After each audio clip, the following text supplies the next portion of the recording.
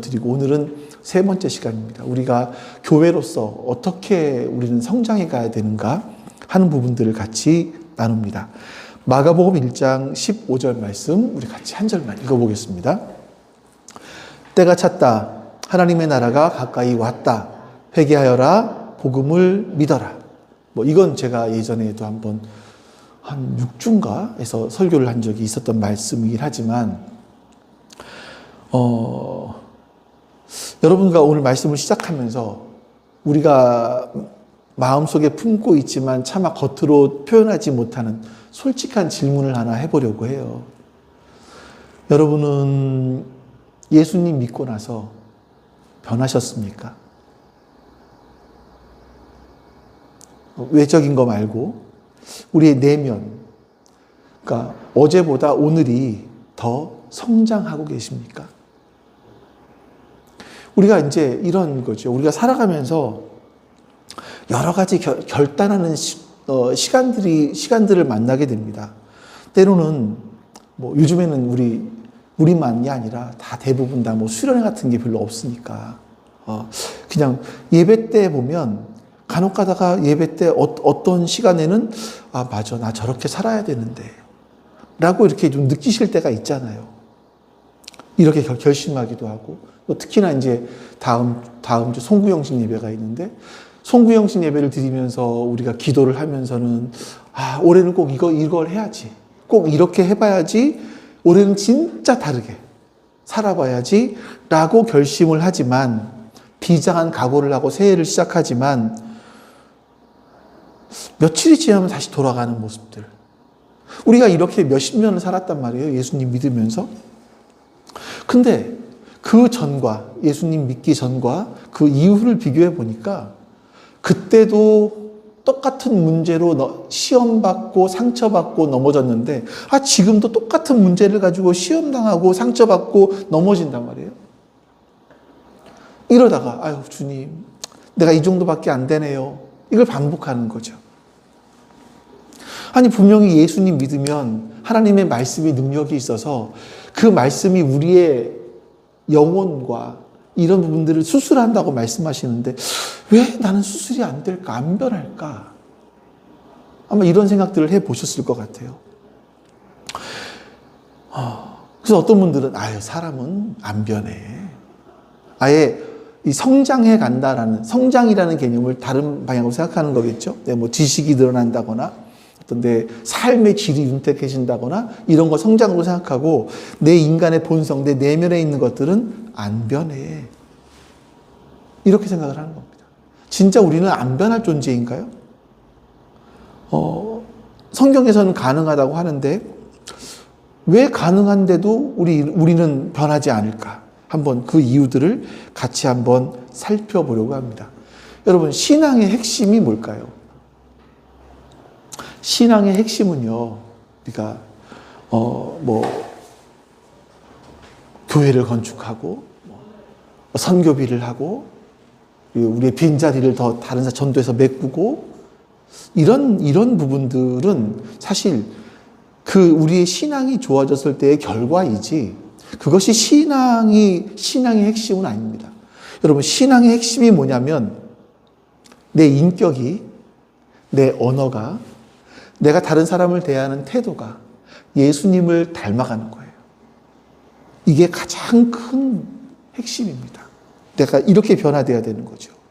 근데 우리는 보통 저 사람 참 신앙이 좋아 라고 말을 할 때 보면 깨끗하게 정장을 입고 와서 성경책은 이제 저는 목사가 이게 성경도 안 들고 이렇게 이거 하나 들고 와서 설교를 하는데 성경책을 심장 가까이 들고 다니시면서 인자한 미소를 띠고 기도를 하면 청산유수를 하시는 분들, 이런 분들을 보면 저 사람 참 신앙 좋다 이런 생각을 하잖아요.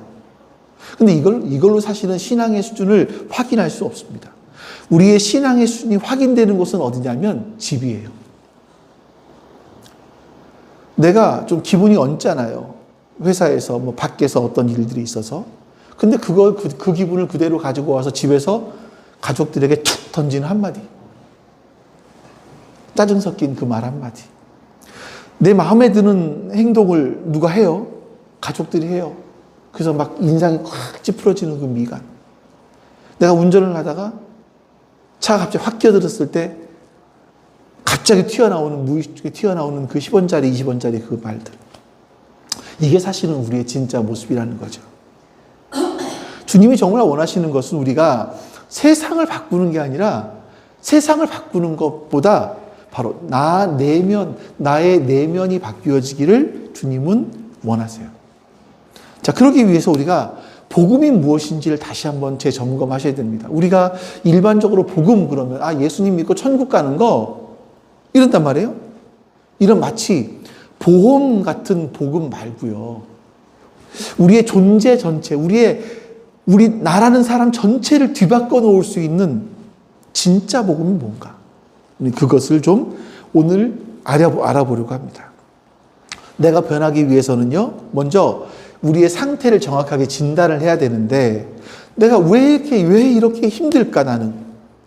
성경은 풍성한 삶을 살라고 하는데, 주님이 주시는 건 평화라고 하시는데, 왜 내 마음 평화도 없고, 이렇게 불편하고 힘들고 어렵고, 왜 이럴까? 내 마음은 왜 이렇게 공허할까? 늘 힘들까? 이 뿌리를 캐봐야 되는 거예요. 왜냐하면 여러분, 하나님께서 만드신 인간은 하나님께로부터 흘러나오는 생명력을 공급받아야만 살 수 있어요. 인간답게 살 수 있어요. 생명력을 공급받아야만. 근데 그 죄 때문에 그 생명의 다리가 끊어져 버린 거죠. 이거 그림을 한번 볼까요? 이거를 AI를 통해서 한번 그려봤는데 첫 번째. 저런 거죠. 하나님과 연결된 다리가 끊어졌어요. 그러니까 이 다리가 끊어지니까 하나님은 우리를 보시면서 너는 내 사랑하는 자녀다. 내 아들이다. 내 딸이다라고 인정하시는데 이런 절대적인 가치가 끊어져 버리니까 내가 내 가치를 확인할 수 있는 곳이 없잖아요. 그래서 인간은 어떻게 되냐면 그다음부터 사람들을 보기 시작합니다. 비교하기 시작을 해요. 비교의 감옥에 갇히게 되는 거죠. 저 사람보다 내가 잘생겼나? 돈을 내가 더 많이 버나? 학벌은 더 좋은가? 끊임없이 옆의 사람과 나를 비교하는 겁니다. 그럼 내가 어떤 존재인지를 결정하려고 해요. 그럼 둘 중에 하나입니다. 하나는 우월감에 빠지거나 아니면은 열등감에 무너집니다. 아침에 거울을 보면서 오늘은 얼굴도 괜찮고 광도 나고 괜찮은데 기분 좋게 나갔는데 대중교통을 이용하려고 딱 섰는데 보니까 앞에 있는 사람이 나랑 비슷한 또래인데 훨씬 더 날씬하고 다리도 길고 옷도 막 핏도 너무 좋고 머리숱도 많고 너무 그런 거예요. 그러면 제 마음이 위축돼요. 더 가는데 나랑 비슷한 또래의 사람이 있는데 왠지 후줄근한 옷을 입고 초라해 보이는 옷을 입고 있으면 어깨가 으쓱하고 우월감이 생기기도 하죠. 참 유치한 모습이에요. 아니 우리가 사람 하나 만난 거 가지고 하루에도 수십 번씩 내 마음이 막 이렇게 천국과 지옥을 오가는 거죠. 그러니까 이게 타인으로 나를 평가하니까 타인으로 내 가치를 평가하다 보니까 우리는 마음이 널뛰기를 할 수밖에 없는 겁니다. 제가 이제 아이들을 가리키는데 그 아이들하고 지난주에 목요일이 마지막 시간이었어요. 마지막 수업 시간. 제가 마지막 수업 시간에 이제 내가 걔네들 때문에 그래도 단 몇 푼이라도 월급 받으니까 한 달에 한 번씩 파티를 한단 말이에요. 파티를 또 이번에 마지막이니까 했죠. 하면서 꿈을 물어봤어요. 이제 언어가 잘 안 통하니까 대화하기가 힘들긴 하지만 어쨌든 일부 통해서 물어보니까 한 반 정도는 모르겠대요. 난 꿈이 뭔지 모르겠대요. 어떤 아이는 이 사람을 만나면 이렇게 되고 싶고 저 사람을 만나면 저렇게 되고 싶고 저 사람을 만나면 저렇게 되고 싶대. 그래서 아직 꿈을 정하지 못했대요. 그리고 나머지 이렇게 반 정도의 아이 중에서 어쨌든 보니까 사업을 하고 싶대요. 왜 사업을 하고 싶은가 하면 돈을 많이 벌기 위해서.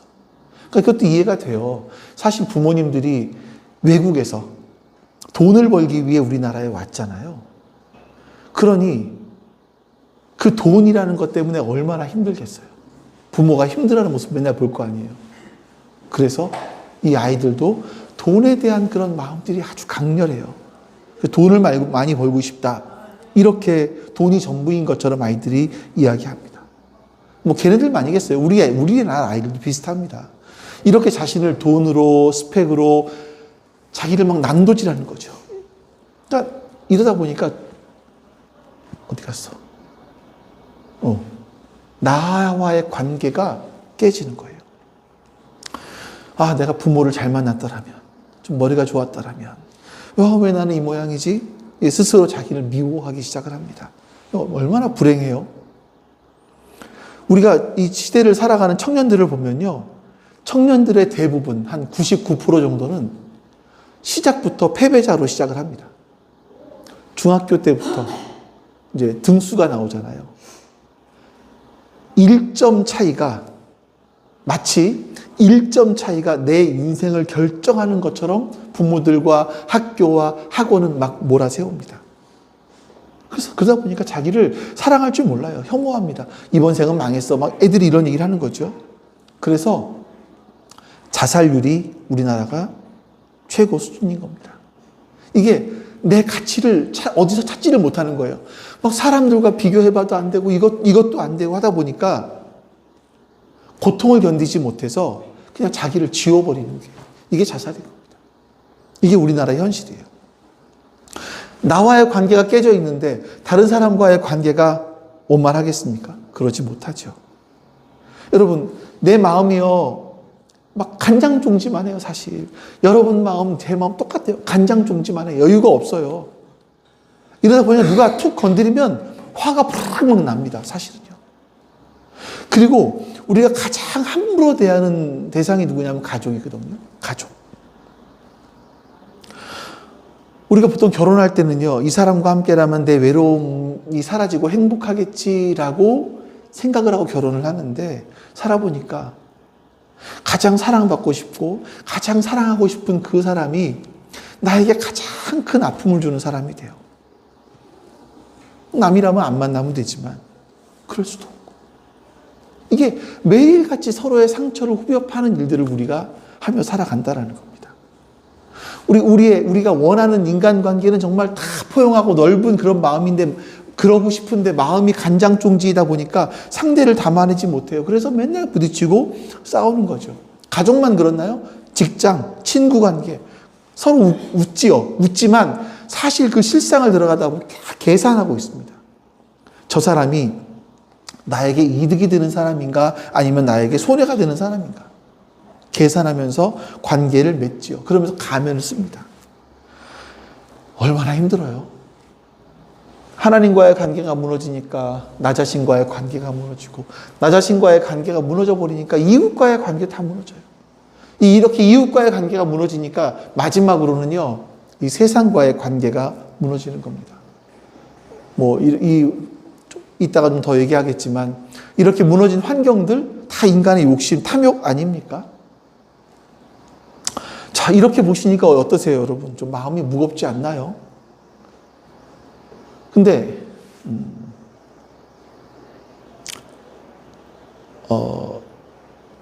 이제 저희 어머니가 그때 왜 3주 전쯤에 수요 예배에 한번 예배 영상 못 올린 적 있잖아요. 그때 이제 병원에 입원해 계셨었고, 그때 병원에 입원해 계셨었고, 결국 이제 암이라는 진단을 받으셨어요. 위암이라는. 그래서 1월 1일 날 입원하셔서 위암 수술을 하셔야 돼요. 우리가, 근데 수술하실 수 있는 것만 참 다행이죠. 94세이신데 수술하신다는, 그나마 다행이시긴 한데, 암이 있는데, 이건 소화제 먹으면 해결돼요. 라고 의사가 한다면 되겠습니까? 안 되죠.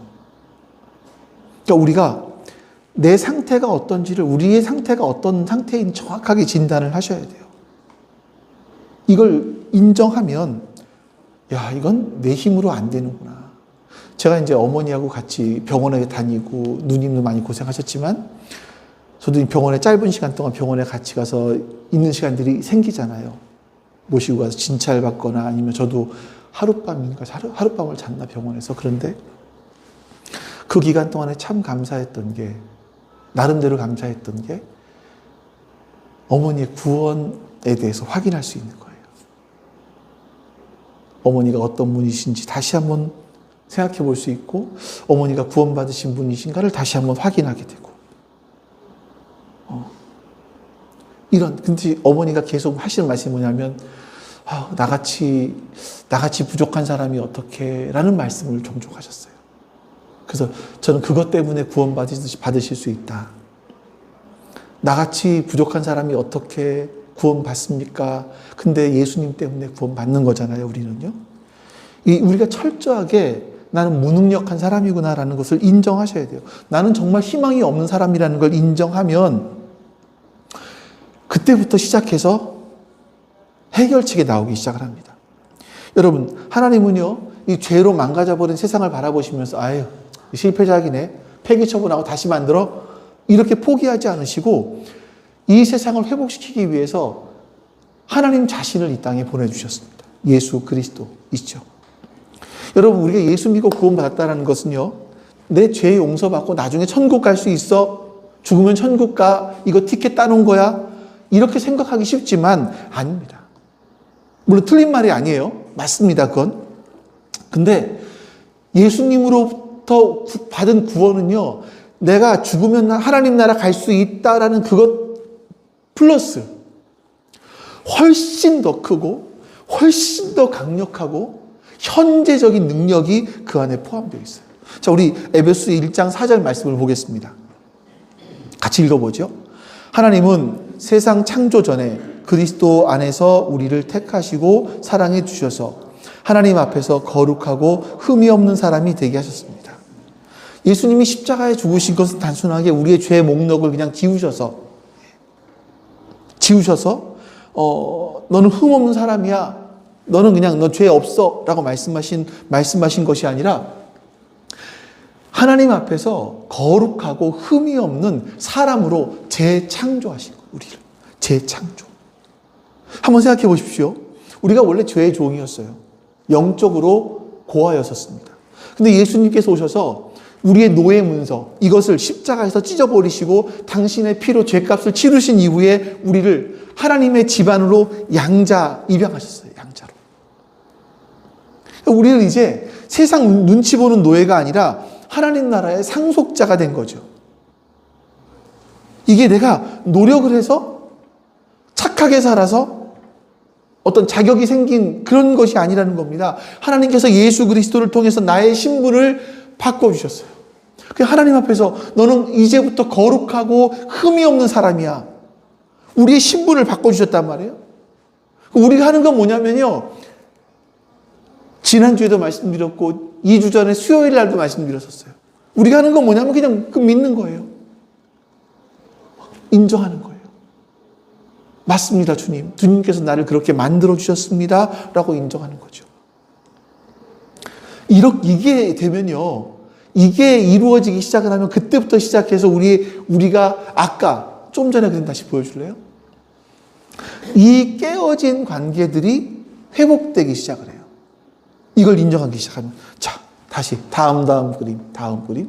네, 요즘 약간 색깔이 화사하게 표현됐는데, 죄로 인해서 끊어진 다리가 다시 연결됩니다.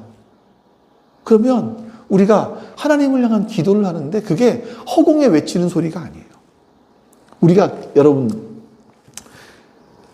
우리 이 기도를 할 때 이렇게 생각했거든요. 나는요, 기도를 해봤는데 뭐 하나님이 듣는다는 느낌도 안 들고요, 뭐 짜릿한 전율, 뭐 눈물도 안 나고 그래요. 하나님이 내 기도 안 들어주시는 것 같아요. 여러분, 이런 감정에 속지 마세요. 기도는요, 감정이 아니에요. 팩트입니다. 팩트. 저 아이들이 집에 가서 엄마 하고 불러요. 근데 엄마가 집에 있어요. 엄마가 집에 있는데 이 녀석이 오늘 나를 부르는 목소리가 그 좀 간절함, 진정성이 좀 없는데 톤이 너무 낮아. 나 오늘 대답 안 해야지. 이러는 부모들은 없습니다. 없죠. 부모들은요, 자식이 부르면요, 자다가도 벌떡, 이제 우리 예준이가 쥐가 간혹 났었단 말이에요. 운동할 때. 축구를 지금 그만뒀습니다. 모르시는 분들도 계실 거예요, 아마. 못 들으셨을 거예요. 축구를 할 때 이 다리에 쥐가 나요. 그럼 밤에 아파 이래요. 저쪽 방에서. 그러면 집사람이 먼저 들어요. 쥐 났대. 그리고 막 저를 깨워서 같이 막 뛰어가서 허벅지가 쥐가 나면 어떻게 할 줄을 몰라요. 막 마사지를 하는데 잠이 다 깨죠. 이런 일들을 합니다. 이게 부모인 것 같아요.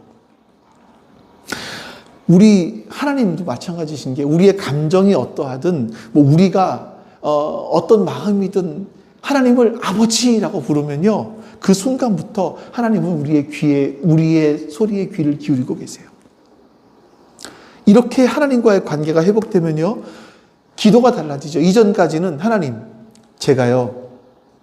예배 안 빼먹을게요. 하나님, 제가 기도 열심히 할게요. 제가 하나님 10의 1조도 할게요. 그러면 하나님 나 뭐 해주세요. 이렇게 기도했단 말이에요. 우리가 보통 기도할 때. 이거는요, 여러분, 기도가 아니고요. 거래예요, 거래. 비즈니스, 이거란 말이에요. 하나님 아버지는요, 대화하는 분이세요, 대화. 힘들면 투정 부리세요. 속상하면 그냥 다 털어놓으세요. 꾸밀 필요 없잖아요. 우리 아버지한테 뭐 꾸미겠어요. 이게 이렇게 기도를 하기 시작할 수 있다는 게 뭐냐면 하나님과 나와 친밀한 관계가 되었다는 거예요. 이렇게 기도할 수 있다는 게. 이렇게 하나님과 친밀한 관계가 회복되잖아요. 그러면 두 번째로요. 나 자신과의 관계도 회복되어져요.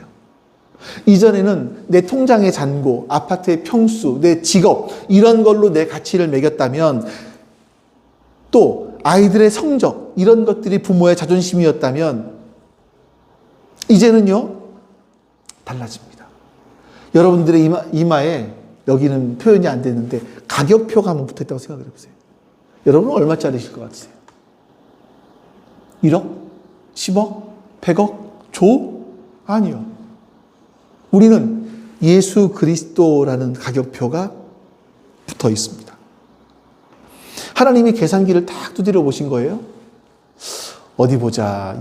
성진이가 내 아들의 목숨과 맞바꿀 수 있을 만큼 가치가 있나? 오, 가치가 있네. 판단하신 거예요. 우리가 그런 존재라는 겁니다. 하나님과 맞바꿀 정도의 가치가 있다고 보여진 존재가 우리들이에요. 이렇게 이걸 깨닫게 되면요. 아니, 나는 하나님이 목숨 걸고 사랑하신 나이구나. 이게 마음에 새겨지니까 세상의 웬만한 일들에서는 의연하게 대처할 수 있습니다. 그러면서 내 길을 걸어갈 수 있게 되죠. 이렇게 나를 바로 보게 되면 이웃과의 관계도 바뀝니다. 저는요, 상당히 욕심이 많고 상당히 이기적인 사람이에요. 막 속으로 긍정하시고 인정하시고 그러시지 마시고요. 근데 제가 20대 때, 그러니까 예수님 믿고 나서 이렇게 복음을 알고 난 얼마 안 됐을 때 그때의 모습과 지금의 모습은 지금의 저는 많이 달라져 있는 것 같아요. 그때 미성숙한 그런 내가 그대로 드러나는 나의 모습과 지금의 모습, 제가 봤을 때 저희 아이들이 사실 평가를 해줘야 되는데 달라져 있는 것 같아요. 달라져 있니? 얘들아? 달라져 있니? 네, 고개를 감사하게 끄덕여줘서 너무 감사해요. 이게 내가 변하기 시작을 하면요. 이웃을 바라보는 눈도 달라지기 시작을 합니다. 전에는 동료가 내 원수고 내가 밟고 올라가야 되는 경쟁자였다면 하나님이 이런 나 같은 사람을 사랑해 주셨는데 저 사람도 사랑하시겠지. 이런 생각이 드는 거예요. 물론 여러분 하루아침에 우리가 예수 믿는다고 천사 되지는 않습니다. 여전히 미운 사람 미워요. 여전히 욱합니다. 하지만 여러분 뭐가 달라지는 거냐면 방향이 달라져요. 전에는 여러분 사람들이 사람과의 관계 속에서 어떻게 관계를 맺어가냐면 저 사람이 나에게 이익이 되나 아니면 손해가 되나 이걸 가지고 관계를 맺어요. 명함을 주고받고 하는 일들이 다 거기서 나오는 거잖아요. 근데 이제 달라졌습니다. 이 사람은 내가 사랑해야 될 대상인데, 이 사람은 내가 섬겨야 될 대상인데, 이거를 알게 되는 거죠. 그리고 사랑하기 위해서, 섬기기 위해서 몸부림을 치는 겁니다. 내 마음에 안 들지만, 사실. 이게 우리 안에 일어나게 되는 변화들이에요. 자, 이렇게 되면 마지막으로 세상과의 관계도 달라집니다. 자, 오늘은, 물티슈 이야기를 한번 해볼게요. 저는 물티슈를 잘 안 씁니다. 집에서 이렇게 종이 휴지를 뽑아서 물을 묻혀서 상을 닦거나 무엇을 닦거나 하지 물티슈는 참 안 뽑았습니다. 두 가지가 이유가 있어요. 한 가지는 저는 궁금한 게 물티슈가 이거를 이렇게 1년 동안 놔둬도 썩지 않는 게 정상적인가? 이제 상을 한번 닦아보시면요. 싹 닦고 나면 하얗게 물자국이 생깁니다. 하얗게. 이런 생각도 있어요. 근데 더 중요한 게 뭐냐면요. 물티슈는 종이가 아니죠. 플라스틱입니다. 다 아시죠? 이게 땅에 묻혀도 썩지를 않아요. 이게 비벼지면서 강으로 바다로 흘러가는데 미세 플라스틱이 됩니다. 그럼 이제 뭐가 문제냐면 저희 때는 그래도 좀 덜하지만 우리 아이들이 살아갈 세상에는 이 미세 플라스틱들이 계속 우리 밥상으로 올라올 거 아니에요. 아이들의 밥상으로 올라올 거잖아요. 애들이 생선을 먹으면 생선 몸속에 다 미세 플라스틱이 있을 거고 물을 먹으면 정수기가 미세 플라스틱 걸러내야 될 거 아니에요. 생수병 여기 얼마나 미세 플라스틱이 많이 들어있어요. 그러니까 이런 아이들이 살아갈 세상 또 하나가 뭐냐면 하나님께서 만드신 참 좋았더라 보시기에 좋았더라 하는 이 세상을 이 물티슈 하나 쓰면서 내가 파괴하고 있네 하는 생각이 드는 거죠. 아니 여러분 이런 생각 할 수 있어요. 아니 뭐 자꾸 이렇게 환경 얘기를 하는데 환경과 신앙이 무슨 상관이야? 아니 상관이 있습니다. 우리는요 하나님께서 창조하신 이 하나님 보시기에 좋았더라라고 하신 이 세상을 잠시 빌려 쓰는 거예요. 그러니까 함부로 쓸 수가 없죠. 내 편리, 내 어떤 편함을 위해서 그냥 하나님이 창조하신 세상을 신음하게 한다? 이거 안 되는 거죠. 우리는 하나님이 창조하신 세상을 조금 더 보존하기 위해서 기꺼이 불편을 감수하기로 선택하는 겁니다. 이건 환경 보호를 하자라는 개념이 아니라 저는요 이런 생각을 합니다. 하나님께서 만드신 세상을 좀 사랑하고 아끼겠다고 하는 아주 작은 신앙 고백이에요. 제가 저 혼자 물티슈 안 쓴다고 해서 세상이 깨끗해집니까? 물류지 없어지나요? 아니 그렇진 않습니다. 저의 신앙의 고백인 거죠. 여러분, 저는 이렇게 생각을 해요. 우리의 거룩함, 우리의 신앙은요, 예배당 안에서만 보여지면 안 됩니다. 여기서 보여지는 것이 아니라 여러분의 삶의 자리, 여러분의 직장에서, 여러분의 가정에서 우리의 신앙은 보여지는 겁니다. 여기서 거룩함을 지키는 것, 이것이 복음으로 변화된 사람의 진짜 실력인 거예요. 자, 시간이 좀 지났지만 이제 좀 더 본질적인 이야기를 하나 해볼게요. 근데 좀 있으면 끝납니다. 자, 우리가 신분이 바뀌었다는 것도 알겠고요. 관계가 회복되어야 한다는 것도 머리로 알겠어요. 근데 자꾸 왜 넘어질까? 이유가 뭘까요? 네. 다음 사진인가? 네, 이게 우리가 막 이제 지도를 표현해 봤는데요. 우리가 신앙의 지도를 잘못 그려놓고 있기 때문에 그렇습니다. 대부분의 성도들이 믿고 있는 신앙이 그거예요. 과거에 예수 믿고 제사함 받았어요. 현재는 뭐 어쩔 수 없어. 죄 짓고. 세상은 죄 지을 수밖에 없잖아. 그래서 고생하며 버티는 거예요. 미래, 난 죽으면 천국, 그래도 죽으면 천국 갈 수 있어. 이런 거죠. 이 현재라는 것이 그냥 버티는 시간이에요. 우리가 제가 예전에 교회를 어렸을 때 이제 교회를 다니면서 어른들이 하는 기도가 있었습니다. 하나님, 내 육신이 너무나 연약해서, 마음은 원이지만 육신이 연약해서 이렇게 죄를 지었습니다. 이 전주에 A라는 분이 기도를 했는데 그 다음 주에 B라는 분이 똑같이 또 그런 기도를 해요. 그러니까 우리는 이거죠. 내 마음은 원하지만 육신이 연약해서 세상은 질 수밖에 없어요. 그래서 교회를 주유소 같이 생각을 해요. 다 세상에서 내 힘을 다 소비하고 방전돼가지고 교회에 와서 하나님 힘을 좀 채워주세요. 그리고 또 교회 왔다가 월요일 날 다시 세상에 패배하러, 세상처럼 살기 위해서, 세상 방식으로 살기 위해서 세상으로 나아가는 거죠. 성경은 우리에게 세상을 이기는 믿음을 말씀하고 있는데 우리는 맨날 하나님 오늘도 졌습니다. 죄송합니다. 이 고백만 한다는 거예요. 왜 그럴까? 여러분, 예수님이 첫 번째 외치신 말씀이 뭐예요? 첫 번째 외치신 말씀, 이 말씀이에요. 같이 볼까요? 같이 읽습니다. 때가 찼다. 하나님의 나라가 가까이 왔다. 회개하여라. 복음을 믿어라.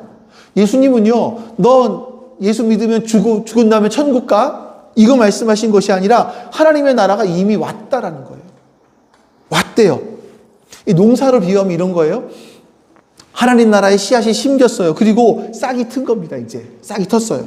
아직 추수는 안 했습니다. 예수님 다시 오셔야 추수하는 거니까.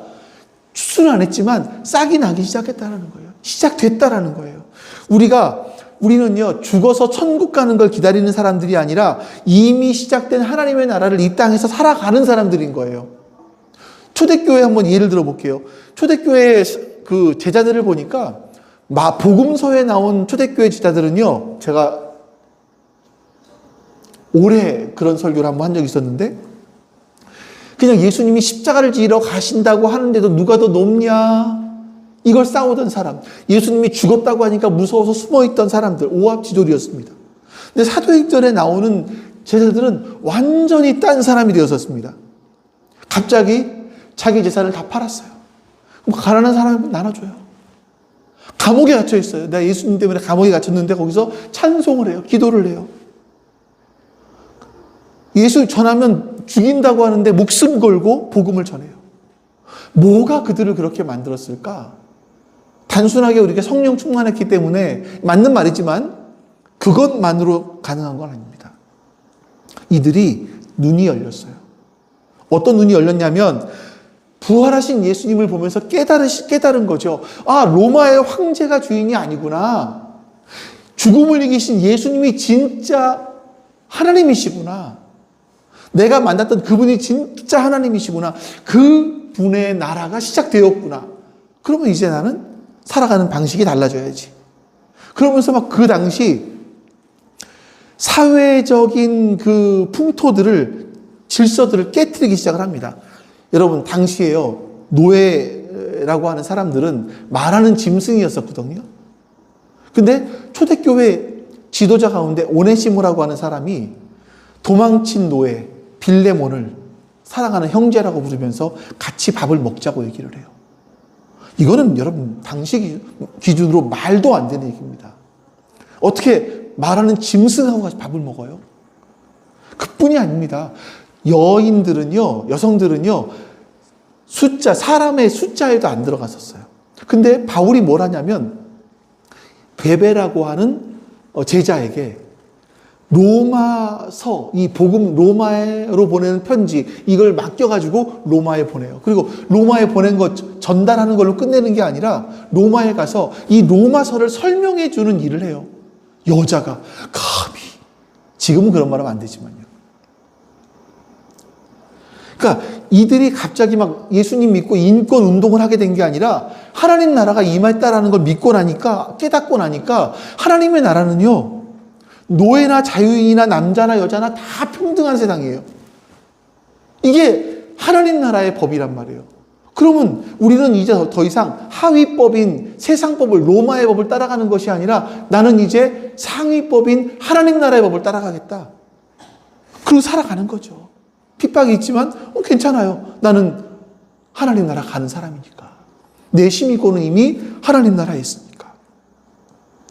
그러면서 여러분 세상의 악습을 깨트리는 거예요. 사람들이 이야기하면 여러분 우리나라 코로나가 나왔을 때 재조명되었던 것들이 초대교회 기독교인들이거든요. 그 당시에는 이제 콜레라가 맞나?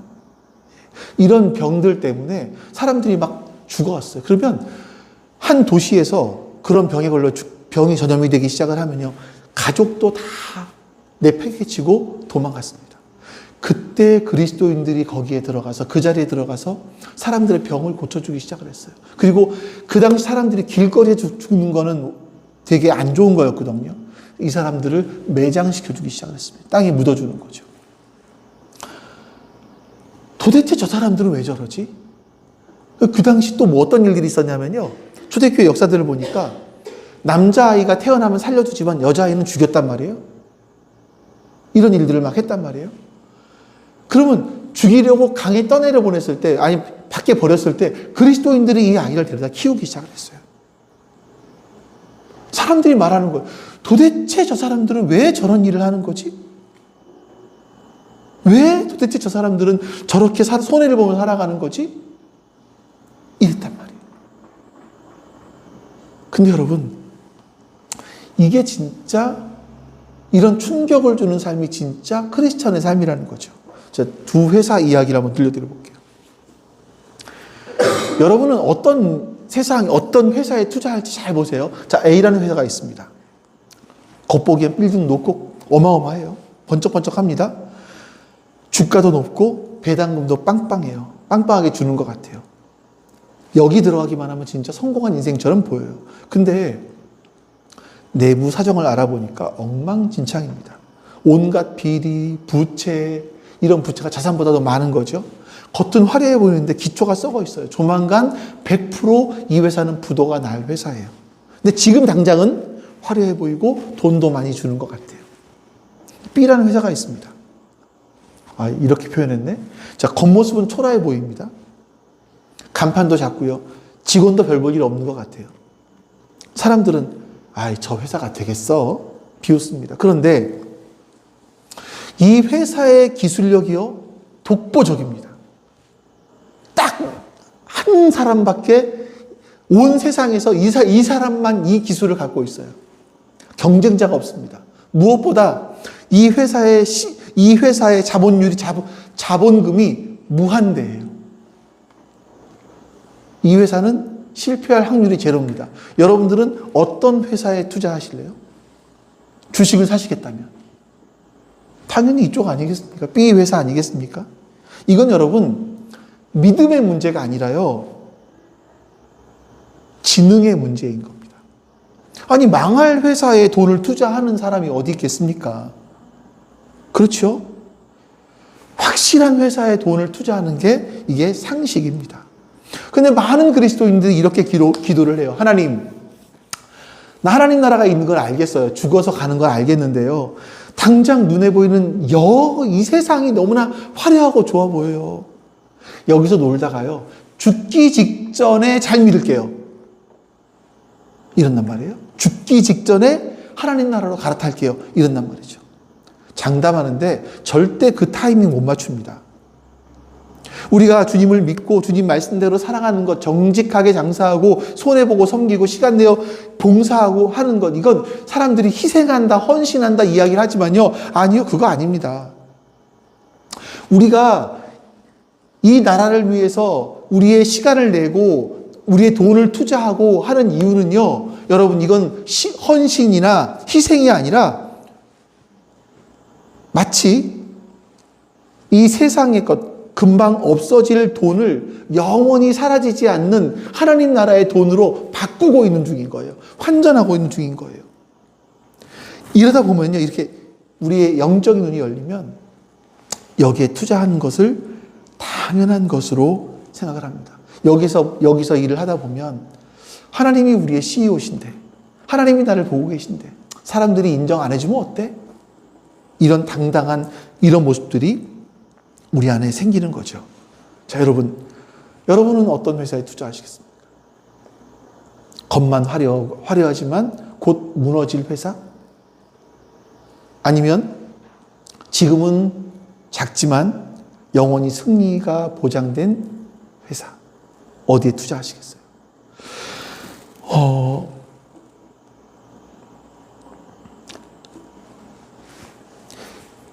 어떤 한 목사님께서 이런 이야기를 하셨습니다. 이제 미국에 유학 갔을 때 이야기인데요. 그분이 미국에 가서 세탁소를 하시는 두 집사님을 그 교회에서 만났대요. 한 분은 우리나라에서 소위 SK가 아니라 스카이 서울대를 나오신 분이에요, 사실은요. 근데 미국에 갔더니 우리나라에서 받았던 라이센스들이 하나도 소용이 없어가지고 미국에서 뭘 하냐면 세탁소를 하고 계세요. 그분은 다른 일을 하시면서 늘 신세 한탄을 합니다. 목사님, 제 인생이 정말 비참합니다. 내가 한국에 있을 때는요, 꽤 잘 나가는 사업가였는데, 야, 여기 와서 내가 양놈들 빤스나 데리고 있습니다. 이런단 말이에요. 근데 또 다른 한 분은 고등학교 중퇴하고 체구도 좀 왜소한 분이신데, 이분은 싱글벙글 웃으면서 일을 하세요. 이분은 이렇게 얘기하신대요. 내가 이 동네 사람들의 바지 날을 세우는 일을 하고 있습니다. 제가 없으면 이 동네 신사들 폼이 안 나요. 나는 돈을 버는 게 아니라 이 마을 사람들의 자존심을 데려주고 있는 겁니다. 이렇게 얘기해요. 여러분, 누가 성직일까요? 어떤 사람이 거룩한 일을 하고 있는 겁니까? 나는 남의 빤스나 내리고 있어. 이러면 여러분 죽지 못해 일하는 거죠. 아무리 돈을 많이 벌어도 거기는 지옥입니다. 하지만 나는 이 마을에 무너진 자존심을 세우고 있습니다. 이렇게 일하는 사람들이 성직이고 그 일터가 바로 성소인 겁니다. 여러분, 지금 세상은 일 안 하고 돈을 버는 것을 가장 큰 복이라고 생각을 해요. 복권이 되거나 건물주가 되거나, 그렇죠? 근데 성경은 뭐라고 말씀할까요? 시편 128편에 보시면 너의 손이 수고한 대로 먹을 거야. 그것이 복된 거야. 말씀하세요. 우리는 복이라는 개념이 무엇인지를 명확하게 생각을 하셔야 됩니다. 여러분, 이런 성장은요, 우리가 죽는 날까지 계속 되어야만 해요. 에베소 4장 13절 말씀 같이 한번 읽어보겠습니다. 같이 읽습니다. 그리하여 우리 모두가 하나님의 아들을 믿는 일과 아는 일에 하나가 되어 온전한 사람이 되어서 그리스도의 충만하심의 경지에까지 다다르게 됩니다. 그리스도의 충만하심의 경지에까지 다다르는 것. 예수님에게까지 자라가는 사람들. 이제 여러분, 어제보다 오늘의 내 말투가 예수님을 조금 더 닮아 있고, 어제의 내 눈빛보다 오늘의 내 눈빛이 예수님의 눈빛을 조금 더 닮아서 따뜻하고 이래지는, 이것이 우리의 인생의 목표이자 하나님이 가장 기뻐하시는 성공이라는 것을 기억하시기를 바랍니다. 여러분, 세상은 끊임없이 비교합니다. 남과 비교하죠. 그러면 비참해집니다. 근데 더 이상 우리가 세상과 비교하지 말고 망해가는 세상에 눈치를 보면서 일희일비하지 마시고 이미 시작된 하나님 나라에 투자하십시오. 거기에 여러분의 시간을, 여러분의 재물을 투자하십시오. 거창한 일 하자는 거 아닙니다. 여러분들이 당장 직장 그만두고 아프리카로 선교 가시라는 것도 아닙니다. 우리가 서 있는 바로 그곳, 거기가 직장이든 부엌이든 회사이든 똑같은 얘기네요. 네, 학교이든 거기서 작은 예수로 살아가십시오. 평상시에 남들과 똑같아도 어떤 이익이 달려있을 때 기꺼이 너를 위해 손해보는 쪽을 택하는 그런 사람. 하나님 때문에. 도대체 이 사람은 뭐지? 왜 저렇게 살지? 이렇게 궁금증을 자아내는 그런 사람. 세상이 감당 못할 그런 멋진 인생이 여러분의 인생과 저의 인생이 될 수 있기를. 그래서 세상을 부여하게 하기 위해서 우리는 모든 것을 가진 풍성한 여러분과 제가 될 수 있기를 주님의 이름으로 축원합니다. 아멘. 아버지 하나님, 오늘도 주께서 우리와 함께하여 주시고 우리에게 말씀을 주시니 감사합니다. 우리의 현실이 나라는 존재가 어떤 존재인지 알게 하여 주시고 예수 그리스도로 말미암아 변화된 우리는 어떤 존재인지 또 우리가 어떻게 살아가야 되는지를 알게 해 주시니 감사합니다. 하나님을 아는 지식이 우리 가운데 충만하여져서 그 지식으로 말미암아 우리의 삶도 그 말씀대로 변화되어 갈 수 있도록 역사해 주시옵소서. 감사드립니다. 우리 주 예수 그리스도의 이름으로 기도하옵나이다. 아멘. 여호와는 내게 복을 주시고 너를 지키시길 원하며 여호와는 그의 얼굴을 내게 비추사 은혜 베푸시기를 원하며 여호와는 그 얼굴을 내게로 향하여 드사 평강 주시기를 원하노라. 아멘. 이제는 우리에게 참된 생명을 주시기 위하여 이 땅에 오신 예수 그리스도의 은혜와 그 아들을 우리에게 보내시기까지 우리를 그렇게 사랑하신 아버지 하나님의 사랑하심과 그 사랑이 우리의 심장에 와 닿게 해주시는 성령 하나님의 함께 하심이 지금 주 앞에 머리 숙여 예배한 모든 하나님의 백성들 머리 위에 지금부터 영원토록 함께 하시기를 간절히 축원하옵나이다. 아멘.